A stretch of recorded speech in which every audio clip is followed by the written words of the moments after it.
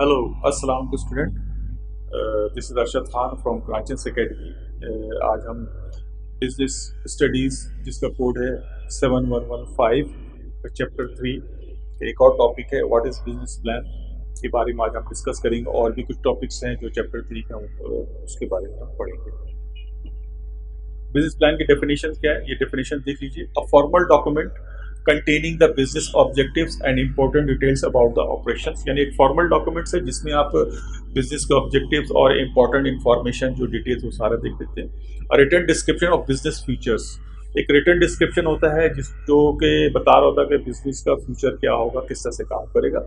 Containing business goals, the methods on how these goals can be attend and the time frame within which these goals need to be achieved. जैसे तमाम बता रहे हैं किस तरह से ये बिजनेस को अचीव किया जाएंगे, वो कौन से मेथड हैं जिससे हम वो क्या टाइम फ्रेम होगा जिसके अंदर अंदर हम बिजनेस के तमाम गोल अचीव कर लेंगे। कंटेंट्स ऑफ बिजनेस प्लान ये देख लेते हैं। कंटेंट्स क्या है, सबसे पहले वो होता है उसका कवर पेज है, फिर table of contents and table of appendices. Table of contents में क्या क्या चीज़ें हैं हमारे कंटेंट्स उस रिपोर्ट के, उसको वो होता है। अपेंडिसेस ये होती है कि अगर कोई अटैचमेंट है, कोई रिपोर्ट है, कोई सपोर्टिंग डॉक्यूमेंट्स है, वो हो जाती है। एग्जीक्यूटिव समरी ये होता है कि आप एक ब्रीफ बता रहे होते हो पूरे अपने बिजनेस प्लान के बारे में, तो ये उसको हम कहते हैं एग्जीक्यूटिव समरी।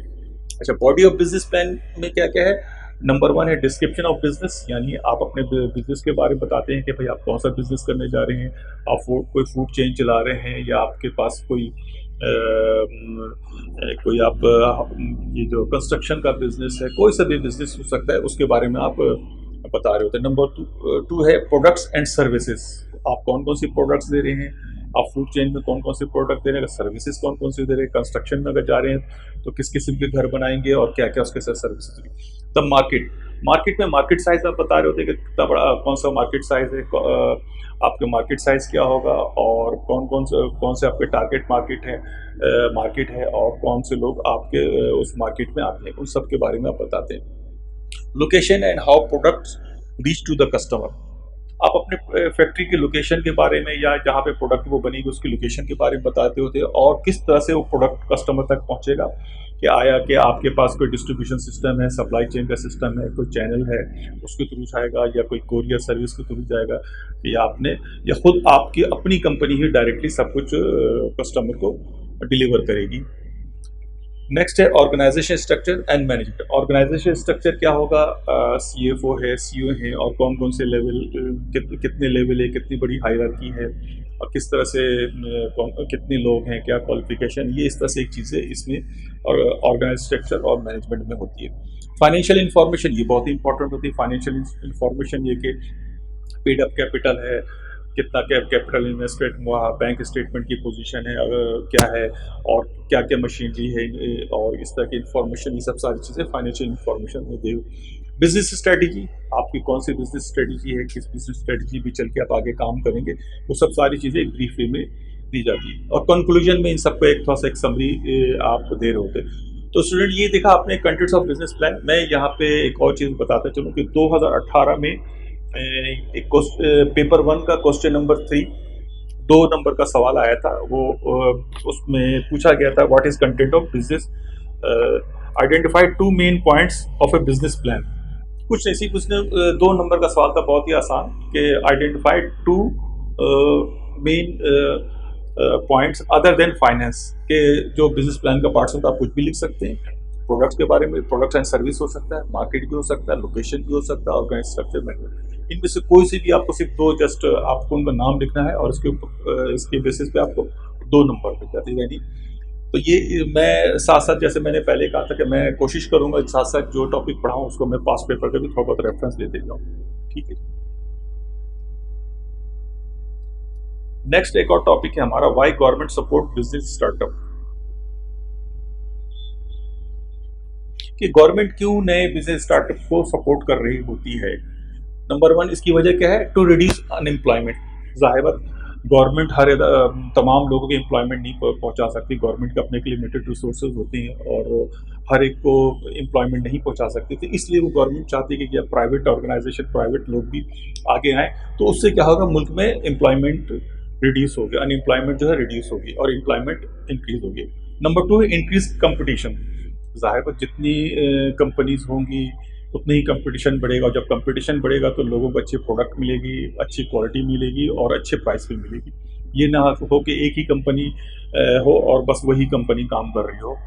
ठीक है, मतलब कोई भी फैक्ट्री, जैसे सीमेंट की इंडस्ट्री ले लें हम, और घी इंडस्ट्री ले लें, ऑयल इंडस्ट्री ले लें, अगर फर्स्ट करें सब एक एक कंपनी होगी तो किस तरह से काम होगा, नहीं काम हो पाएगा। तो इसलिए उससे ये जब प्राइवेट इंडस्ट्री आती है तो गवर्नमेंट उसको बहुत सपोर्ट करती है। टू है टू इंक्रीज आउटपुट। जाहिर बात जितनी ज़्यादा कंपनीज होंगी उसी हिसाब से हमें आउटपुट मिलेगी, जो ताकि हम मैसेज को पूरा फीड कर सकें। क्योंकि एक कंपनी की तो एक कितनी भी बड़ी कंपनी हो जाए, वो गवर्नमेंट की हो या प्राइवेट हो, वो पूरे मुल्क को तो फीड नहीं कर सकते, पूरे मुल्क की जो ज़रूरियात उनको पूरा तो नहीं कर सकती। हम शुगर की ले लें मिसाल, आटे की मिसाल ले लें, या इसके अलावा कोई सीमेंट आप ले लें, कोई भी उसी चीज़, आयरन है, बहुत सारी सो मैनी थिंग जो एक कंपनी पूरा नहीं कर सकती। नेक्स्ट है टू बेनिफिट सोसाइटी। अब जाहिर जैसे जैसे नई नई ऑर्गेनाइजेशन आएंगी, नई कंपनी आएगी, तो वो सोसाइटी को भी बेनिफिट करेंगी, क्योंकि एम्प्लॉयमेंट जनरेट होगा, गवर्नमेंट को टैक्सेस मिलेंगे, गवर्नमेंट को टैक्सेस मिलेंगे तो वो सब सोसाइटी में सब खर्च होंगे। तो ये इसका एक ये फ़ायदा। नंबर लास्ट है कैन ग्रो फर्दर। ये जैसे जैसे बिजनेस और आगे बढ़ते जाएगी, जैसे जैसे लोग आते जाएंगे, तो क्या होगा कि बिजनेस भी पूरा ग्रो करेगा, पूरे मुल्क में एम्प्लॉयमेंट ग्रो करेगा, हर चीज़ ग्रो करेगा। तो ये इससे एक ये फ़ायदा होगा, हर चीज़ आपकी ग्रो कर रही होगी। नेक्स्ट हमारा टॉपिक है method of measuring business size, कि वो कौन से मेथड है कि जिसके तहत हम बिजनेस के साइजेस को हम मेजर करें कि कौन सा बिजनेस कितना बड़ा है और कौन सा बिजनेस कितना छोटा है। उसके बहुत सारे मेथड हैं, ये तकरीबन 5 मेथड हैं। नंबर ऑफ एम्प्लॉइज़ है, वैल्यू ऑफ आउटपुट है, वैल्यू ऑफ सेल्स है, वैल्यू ऑफ कैपिटल एम्प्लॉयड है, प्रॉफिट्स है। ये 5 मेथड है। अच्छा, अब नंबर ऑफ एम्प्लॉइज़ में ये कि ये एक मेथड तो है, मगर ये एक सही मेथड नहीं भी हो सकता, क्योंकि एक कंपनी है जो कि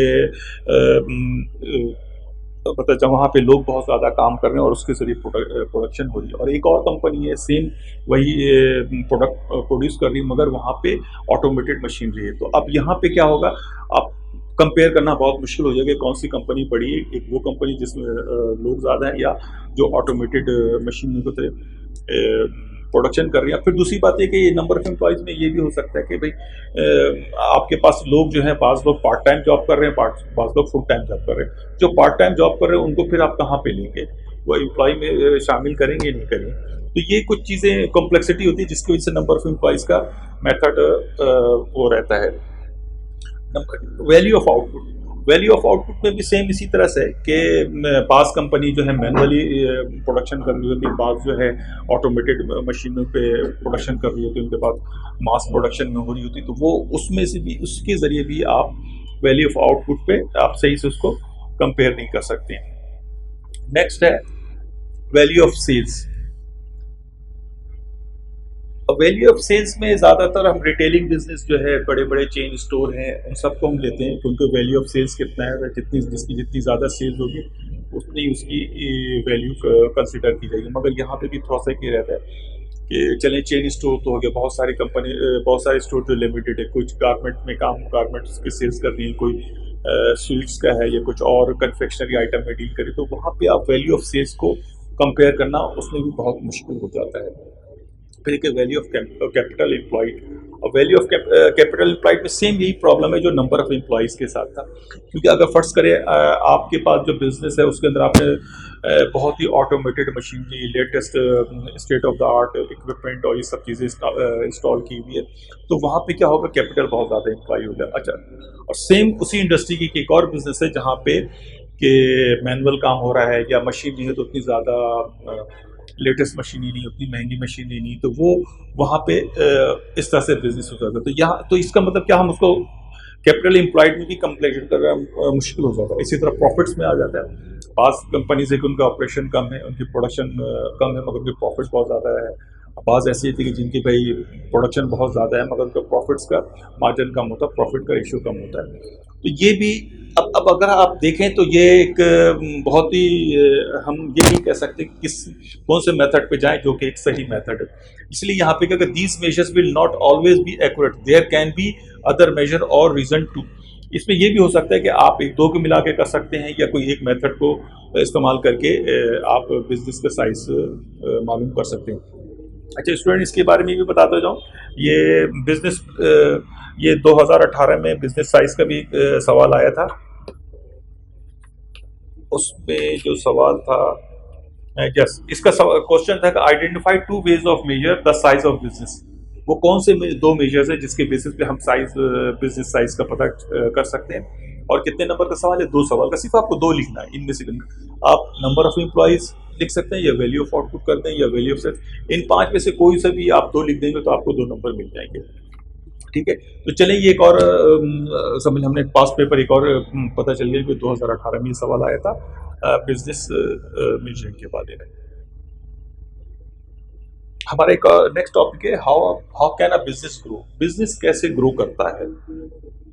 बिजनेस ग्रो करने के there are two ways in which a business can grow, internally और एक्सटर्नली। इंटरनल ग्रोथ भी होता है और एक्सटर्नल ग्रोथ होता है। इंटरनल किस तरह से होता है, एक्सटर्नल किस तरह से होता है, वो हम देख लेते हैं ग्रोथ स्ट्रेटेजीज में।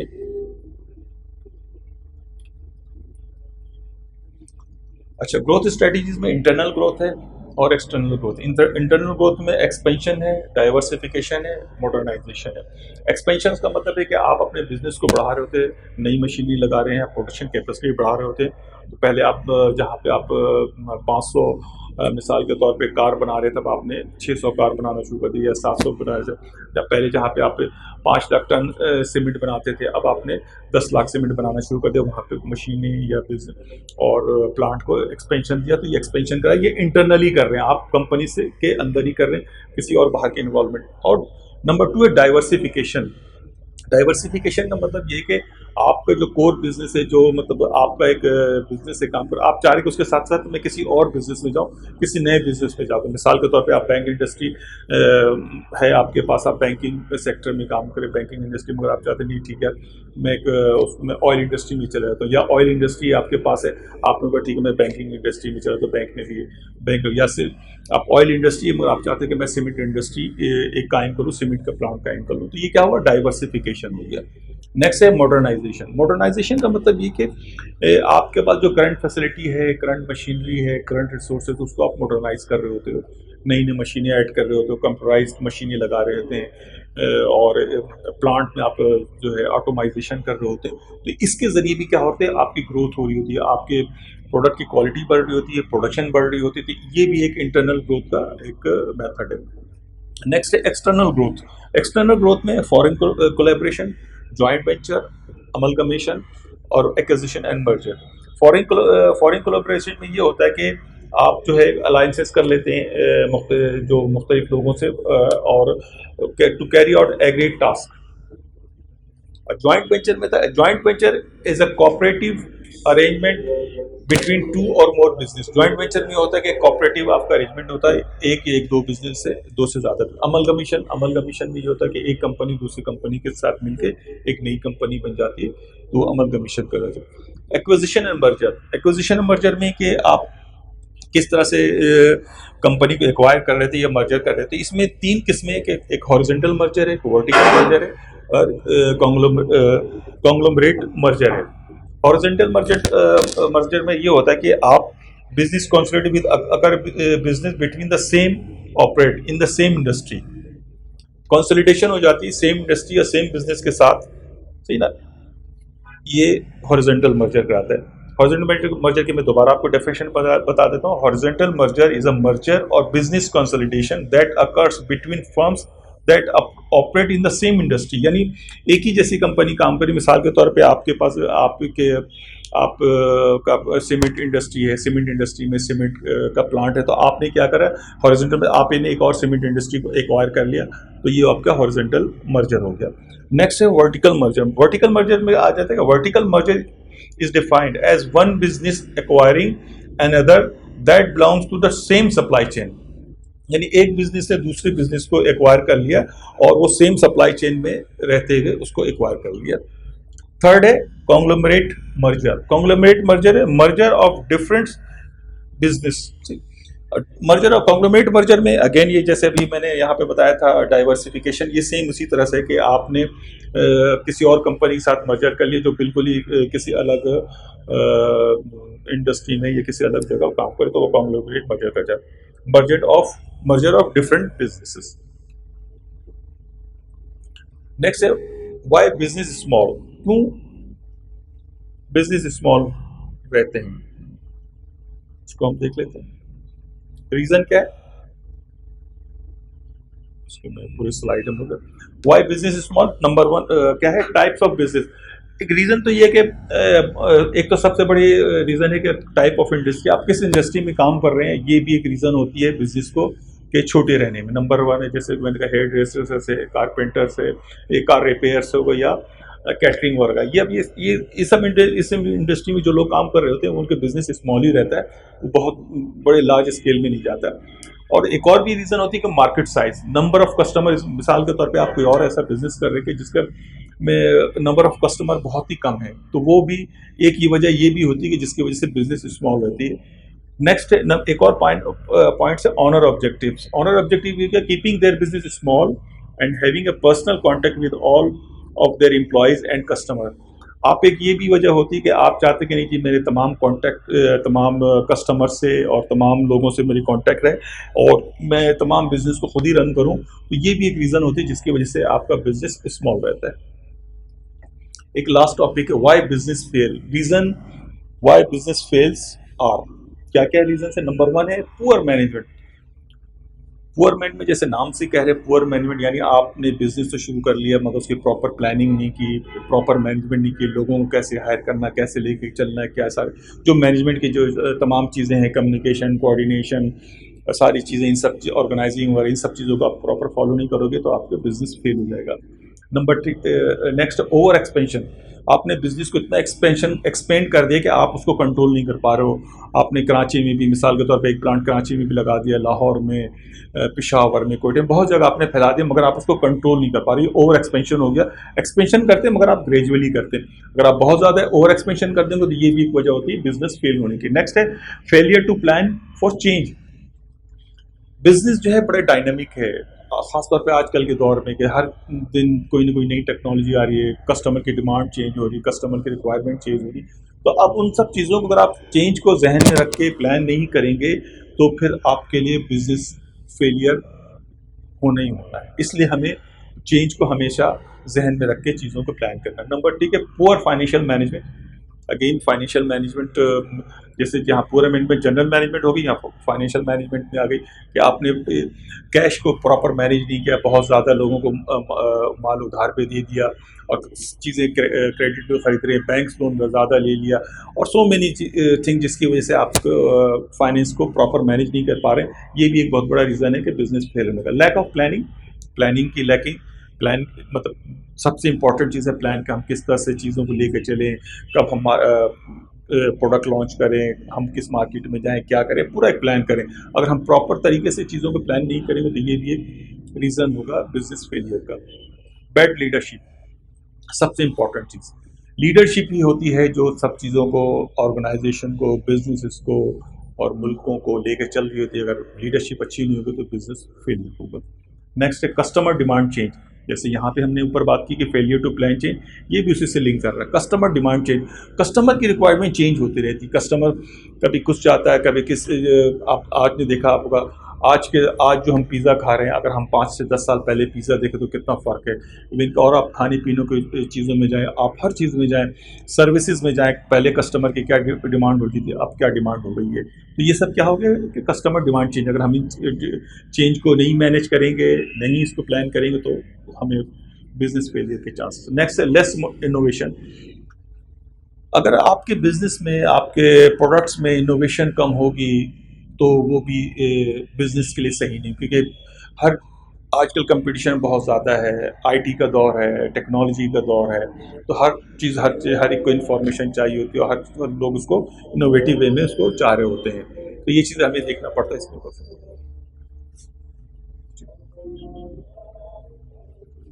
नेक्स्ट है डिससेटिस्फेक्शन ऑफ कस्टमर। ये भी एक बड़ा इंपॉर्टेंट पॉइंट है। अगर कस्टमर डिससेटिस्फाई होगा, चीज़ें उसको प्रॉपर नहीं मिलेगी उसके रिक्वायरमेंट के हिसाब से, तो ये भी एक बिजनेस फेलियर का चांस बनेगा। नेक्स्ट है macro economics factor. Macro economics factors मुल्क के हालात, कंपनी के हालात, दुनिया के हालात, ये भी एक बहुत बड़ा फैक्टर होता है बिजनेस फेलियर की। जैसे आजकल कोविड है, कोविड की वजह से बहुत से बिजनेसेस फेल हो गए क्योंकि मैक्रो इकोनॉमिक्स हालात सही थे। Lack of focus. फोकस शुरू शुरू में जब बिजनेस शुरू करते हैं तो आप बहुत फोकस होते हैं, बहुत डिटरमिन्ड होते हैं, मगर जैसे जैसे बिजनेस आगे बढ़ रहा होता है, चैलेंजेस आ रही होती है, तो आप थोड़ा सा फोकस आपका आउट होने लगता है। ये भी बिजनेस फेलियर। लास्ट है नो डिफ्रेंशिएशन। यानी जब जो भी प्रोडक्ट, जो भी सर्विस हम दे रहे हैं अपने कस्टमर को, वो उसमें must be something different from others. जब तक डिफ्रेंशिएशन नहीं होगा तो लोग आएंगे आपकी तरफ कैसे? इसलिए डिफ्रेंशिएट होना लाजमी है। अगर नो डिफ्रेंशिएशन होगा तो बिजनेस के लिए हमें काफ़ी मुश्किल होंगी। Thank you students. मुझे उम्मीद है कि आज का लेक्चर आपको काफ़ी पसंद आया होगा। और मैं जाते जाते फिर एक और बात आपसे कहता हूँ कि कांचीस एकेडमी के चैनल को आप जाइए।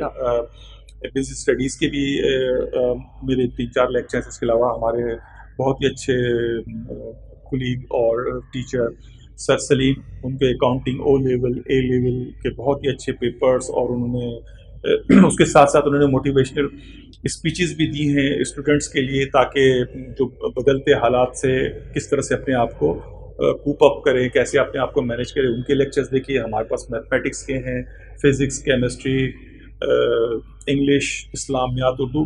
तो वो क्रांचेस एकेडमी के फोरम पे आपको बहुत सारे टॉपिक्स के बहुत अच्छे लेक्चर्स मिलेंगे। और आपको और उसमें लेक्चर्स में कोई इम्प्रूवमेंट चाहिए या आपकी रिक्वायरमेंट है तो आप ज़रूर हमें बताइए। हमारे चैनल को लाइक करिए, सब्सक्राइब करिए, लोगों के साथ शेयर करिए और अपने कमेंट्स करिए। Thank you. अस्सलाम वालेकुम।